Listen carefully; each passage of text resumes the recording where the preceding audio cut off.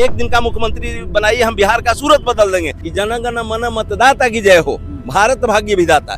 यानी मतदाता जब योग्य होगा और योग्य आदमी को चुनेगा तभी जाके देश का तरक्की होगा। कि मैं अपना कैरियर दांव पे लगाकर मैं डॉक्टर एपीजे अब्दुल कलाम के मिशन इंडिया 2020 को सबसे पहले 15 अगस्त 1997 में लैंड किया और मैं विकसित भारत का ये क्या बोलते हैं कि इसको मॉडल बनाया डेहरी को। पार्टी का टिकट लेने के लिए मारामारी हो रहा है और पैसे वाले जा रहे हैं। आप किस पार्टी से टिकट लेने का आप भी सोच रहे हैं क्या? मैं किसी भी पार्टी के लिए काम नहीं किया, मैं पब्लिक के लिए काम किया हूं, मैं जनता के लिए काम किया हूं और जनता इस बार मन बनाई है कि जनता अपना तन मन धन तीनों से, क्योंकि अभी जो हम एनआर कटवाने जा रहे हैं तो उसमें एनआर कटवाने के लिए जो 10,000 रुपया लगता है वो पब्लिकली डोनेटेड है। कि चलो मिलकर हम स्वयं करें नए भारत का नव निर्माण, नई डिहरी नया बिहार बने, विकसित भारत की प्रथम पहचान। ये जब भी विकसित बनेगा तो पब्लिक की वजह से बनेगा। जब पब्लिक जागरूक हो जाएगी, पब्लिक शिक्षित हो जाएगी तो पब्लिक ही इसको बनाएगी। हमारा नारा है कि लव डेहरी लीड इंडिया, यानी कहने का मतलब कि इंडिया के बीच में जो डी है वो डेहरी है और डेहरी में डेमोक्रेसी अगर नहीं आ सकता है तो कहीं नहीं आ सकता है। हम खड़े इसलिए हो रहे हैं क्योंकि हमको हिसाब किताब लेना है इनसे, क्या बोलते हैं कि लालू प्रसाद से और नीतीश कुमार से। मैं सरकार को कोर्ट में भी घसीटूंगा कि इतना दिन रहने के बाद आप लोगों ने डेहरी डालमिया नगर का विकास क्यों नहीं किया, डेहरी को डीएम क्यों नहीं दिया और सुअरा हवाई अड्डा क्यों बेच दिया और रोहतास किला का विकास क्यों नहीं हो पाया। तो मुझे ऐसा लगता है कि योग्यता की कमी नहीं है डेहरी में।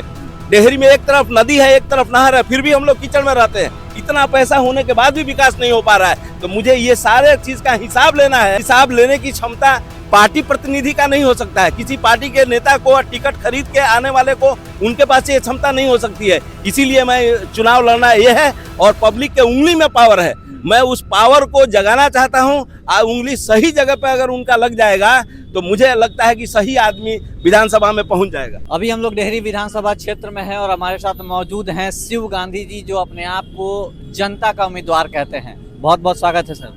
बहुत बहुत धन्यवाद। डेहरी विधानसभा क्षेत्र में कई उम्मीदवार खड़े हो रहे हैं, कई उम्मीदवार बैठ रहे हैं और इस बीच निर्दलीय उम्मीदवार आप लड़ने के लिए कह रहे हैं चुनाव।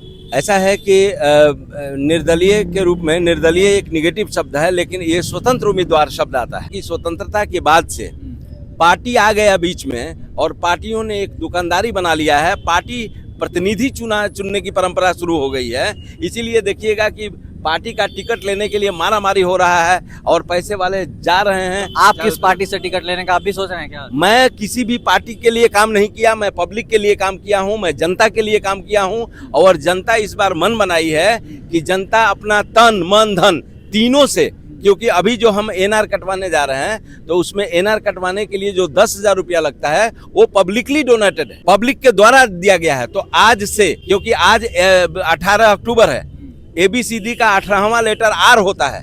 आर से रोहतास होता है और आर से रिप्रेजेंटेटिव होता है और आर से रुपया भी होता है। तो बिना रुपया के वहाँ पे एनआर नहीं कटेगा। तो एक सवाल ये भी है कि आप चुनाव लड़ क्यों रहे हैं? हम चुनाव इसलिए लड़ रहे हैं कि देखिए, सबसे बड़ी बात यह है कि आप पूरे भारत में आप देखेंगे कि विकसित भारत का नाम आ रहा है। तो मैं आपको बताऊं कि मैं अपना कैरियर दांव पे लगाकर मैं डॉक्टर एपीजे अब्दुल कलाम के मिशन इंडिया 2020 को सबसे पहले 15 अगस्त 1997 में लैंड किया और मैं विकसित भारत का इसको मॉडल बनाया डेहरी को। और मैंने सोचा था कि देखिए, एक नारा दिया था कि चलो मिलकर हम स्वयं करें नए भारत का नव निर्माण, नई डिहरी नया बिहार बने, विकसित भारत की प्रथम पहचान। तो मैं उस समय ना मोदी जी के पास ना किसी के पास कोई विजन नहीं था, लेकिन हमने एक पब्लिक की हैसियत से, क्योंकि हम जानते हैं कि पीएम और सीएम की और डीएम की इतना हैसियत नहीं है कि देश को विकसित बना दे। ये जब भी विकसित बनेगा तो पब्लिक की वजह से बनेगा। जब पब्लिक जागरूक हो जाएगी, पब्लिक शिक्षित हो जाएगी तो पब्लिक ही इसको बनाएगी। इसीलिए प्रधानमंत्री बनने के बाद भी मोदी जी कहते हैं कि हम तो प्रधान सेवक हैं। तो सेवक इसको विकसित नहीं कर सकता, जब भी करेगा मालिक करेगा। तो पब्लिक ही मालिक है, मतदाता ही मालिक है। तो मेरा ये कहना है कि जब मतदान करने वाला व्यक्ति अगर सजग हो जाए, शिक्षित हो जाए, तो उसको मालूम है कि हमारा आवाज को कौन विधानसभा में और संसद में ले जाएगा। तो इसीलिए मतदाता मालिक होता है और इसीलिए हमने शुरुआत कर दिया है कि जनगण मन मतदाता की जय हो, भारत भाग्य विधाता। अधिनायक हम नहीं बोल रहे हैं, अधिनायक तो उस समय ब्रिटिशरों के लिए बोला गया था, लेकिन मेरा इस चुनाव में नारा है कि जनगण मन मतदाता की जय हो, भारत भाग्य विधाता। यानी मतदाता जब योग्य होगा और योग्य आदमी को चुनेगा तभी जाके देश का तरक्की होगा। क्योंकि जब तक ऐसा व्यक्ति एक डीएम को सिविल सर्वेंट बोलते हैं, एसपी को बोलते हैं कि भाई आप इंडियन पब्लिक पुलिस सर्विस है। तो हमें लगता है कि एक व्यक्ति जो पार्लियामेंट में जाएगा, विधानसभा में जाएगा, उसको आईपीएस होना चाहिए। आईपीएस का मतलब होता है इंडियन पब्लिक सर्विस, और उसको 27-28 साल से मैं उसको निर्वहन कर रहा हूं। मुझे ऐसा लगता है कि पब्लिक की हैसियत से जब तक समाज में काम नहीं कीजिएगा, संघर्ष नहीं कीजिएगा, तो पब्लिक का नेतृत्व तो कैसे कर सकते हैं आप। तो यहाँ दिक्कत हो गया है कि रिटायर्ड पुलिस को, रिटायर्ड टीचर को, रिटायर्ड डॉक्टर को, मान लीजिए कि आप जनप्रतिनिधि, उनके पास पैसा है और पार्टियां हैं, उनसे पैसा लेकर टिकट दे देती हैं। लेकिन कोई भी व्यक्ति जो शिक्षित होके अब समाज में स्ट्रगल नहीं करता है, यानी पहले शिक्षित होना चाहिए, फिर सामाजिक होना चाहिए, फिर संघर्ष करके राजनीति में जाना चाहिए, ये रूल होता है। अच्छा, तो क्या अभी तक जो भी सरकार बिहार में काम किया आप उससे खुश नहीं है? ऐसा होता है कि देखिए, सबसे बड़ी बात यह है कि जब जातीय जनगणना हुई है, क्योंकि भारत में जाति का बहुत ज़्यादा महत्व होता है, तो जातीय जनगणना हुई है तो बिहार में 36% जो है ना अति पिछड़ा है, और इस क्षेत्र को ही अति पिछड़ा बना दिया गया है। इतना बढ़िया औद्योगिक, ये आज़ादी के बाद औद्योगिक राजधानी था ये डालमिया नगर। आप देखेंगे कि अभी धीरे धीरे आ रहा है लव डेहरी डालमिया नगर। तो जब तक हमारा नारा है कि लव डेहरी लीड इंडिया, यानी कहने का मतलब कि इंडिया के बीच में जो डी है वो डेहरी है, और डेहरी में डेमोक्रेसी अगर नहीं आ सकता है तो कहीं नहीं आ सकता है। इसीलिए यहाँ संघर्ष हो रहा है, जागरूकता बढ़ा है, और लोग इतना जागरूक हो चुके हैं कि पार्टियों को बड़ी दिक्कत हो रहा है टिकट बांटने में कि किसको दे किसको नहीं दे। अगर गलत टिकट दे देंगे तो पब्लिक जानती है कि इस बार उन लोगों को हराना ही है। आप नॉमिनेशन कब कर रहे हैं? ऐसा है कि मैं एनआर लेने के लिए जा रहा हूँ। आज आर है, रिप्रेजेंटेटिव के लिए सबसे बढ़िया दिन है, और 20 जो होता है टी होता है। जब तक ट्रू नहीं होइएगा, ABCD का 20वां लेटर टी होता है, तो हम 20 तारीख को दिवाली के दिन, क्योंकि श्री राम जिस तरह से आए थे और उन्होंने उनके लिए दिवाली मना था, तो हम लोग 20 तारीख को 11 बजे, क्योंकि हम 11 नंबर वार्ड से आते हैं, 11 तारीख को मतदान होना है, तो 11 बजे हम टुगेदर वी कैन। तो हम चाहते हैं कि 20 तारीख को 11 बजे हम नॉमिनेशन करेंगे। डेहरी की जनता से आप क्या कहना चाहेंगे? डेहरी की जनता से हम ये कहना चाहते हैं कि डेहरी की जनता, चाहे वो लेबर हो, लेबर जितने भी हमारे हैं वो बिल्डिंग बनाते हैं, और जितने भी हमारे लीडर हैं वो पूरा मने से कि मेंटली वो नेतृत्व करते हैं। तो हमारे जितने भी डॉक्टर हैं, शिक्षित पढ़े लिखे लोग हैं, एडवोकेट हैं, जितने पत्रकार हैं, जितने शिक्षक हैं, सभी लोगों से हम प्रार्थना करते हैं कि भाई देखिए, आप ही चुनाव, हम नहीं लड़ रहे हैं, चुनाव आप लड़ रहे हैं, क्योंकि चुनना आपको है। आप जाइएगा लाइन में लग के वोट दीजिएगा, तो आपको, आप मान लीजिए हम चाहते हैं कि हम खड़े इसलिए हो रहे हैं क्योंकि हमको हिसाब किताब लेना है इनसे, क्या बोलते हैं कि लालू प्रसाद से और नीतीश कुमार से, क्योंकि ये 40 बरस से ये पिछड़े लोग वर्ग से आते हैं। 40 बरस से ये लोग रहे यहाँ पे, मुख्यमंत्री बने हुए। लेकिन एक चीज मैं आपको बताता हूँ, 40 बरस से ये लोग कहते थे कि भाई अगड़ों ने चांस दिया, पिछड़ों को चांस नहीं मिला। तो पिछड़े लोग जब चांस लिए हैं तो आखिर 40 बरस में ये बिहार को विकसित क्यों नहीं कर पाए?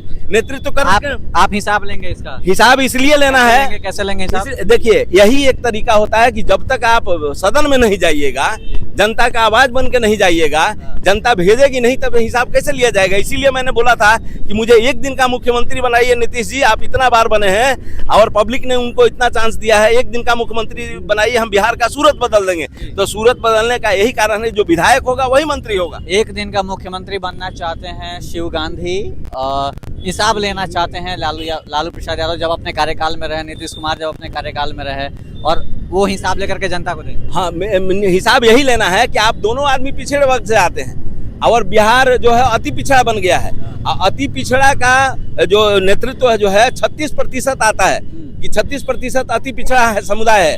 तो 36% का आपने सहयोग लेके और आप सीएम बनते रहे और अपने परिवार को बनाते रहे। मेरे कहने का मतलब अति पिछड़ा के सीएम क्यों नहीं बनाए? तो इसीलिए मुझे यही हिसाब लेना है। और अति पिछड़ा वर्ग में जितने भी जातियां आती हैं उन सारे लोगों से, सारे नेताओं से हम कहना चाहते हैं कि मैं अति पिछड़ा वर्ग से आता हूं और मैं कोशिश करूंगा कि सबसे ज्यादा शिक्षा मेरे पास है, संघर्ष हमने किया है। तो अति पिछड़ा बिहार जो है, अति पिछड़ा बिहार ही नेतृत्व करेगा, क्योंकि अति पिछड़ा का जब पीएम हो सकता है तो अति पिछड़ा का सीएम क्यों नहीं हो सकता है?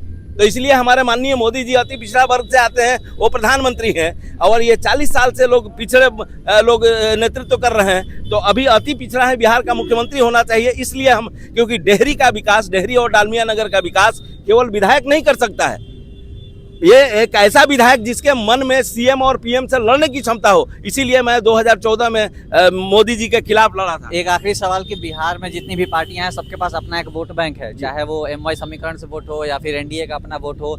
आपके पास किस जाति का वोट है? ऐसा होता है कि देखिए, उन लोगों का जातीय आधार पर उन लोगों ने गोलबंद किया है, तो उन लोगों ने बुर्बक बना के, जैसे बोलते हैं ना, अंधेरे में रह के उन्होंने गोलबंद किया है। जैसे मान लीजिए कि मैं अति पिछड़ा से आता हूँ, तो अति पिछड़ा का नेतृत्व तो मैं खुद ही कर सकता हूँ। कोई अगर फॉरवर्ड में आता है तो फॉरवर्ड का नेतृत्व तो वो स्वयं से करेगा।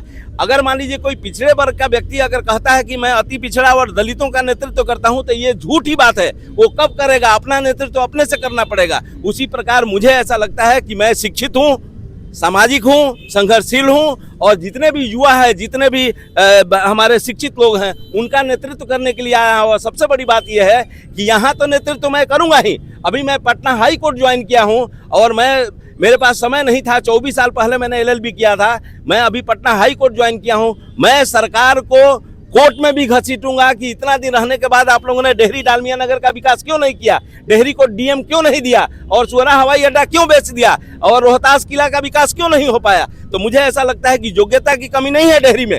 डेहरी में एक तरफ नदी है, एक तरफ नहर है, फिर भी हम लोग कीचड़ में रहते हैं। इतना पैसा होने के बाद भी विकास नहीं हो पा रहा है। तो मुझे ये सारे चीज का हिसाब लेना है, और ये हिसाब लेने की क्षमता पार्टी प्रतिनिधि का नहीं हो सकता है। किसी पार्टी के नेता को टिकट खरीद के आने वाले को, उनके पास ये क्षमता नहीं हो सकती है। इसीलिए मैं चुनाव लड़ना ये है, और पब्लिक के उंगली में पावर है, मैं उस पावर को जगाना चाहता हूँ।